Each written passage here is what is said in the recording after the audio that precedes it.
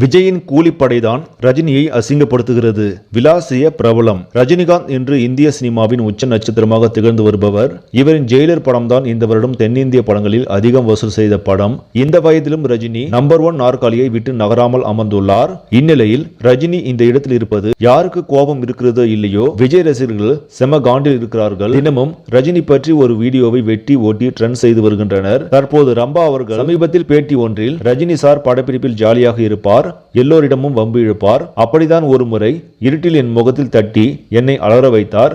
பிறகு ஜாலியாக பேசி சிரித்தோம் என்று கூறியிருந்தார். ஆனால் விஜய் ரசிகர்கள் பலரும் அதை ஏதோ ரம்பாவிற்கு ரஜினி தொல்லை கொடுத்தது போல் சித்தரித்து ட்ரெண்ட் செய்தனர். இதை பிரபல பத்திரிகையாளர் பிஸ்மி கடுமையாக எதிர்த்ததோடு, விஜயுடைய கூலிப்படை அதாவது ஐடி விங் தான் ரஜினி மீதுள்ள வெறுப்பால் இப்படி செய்கின்றன என காட்டமாக கூறியிருக்கிறார்.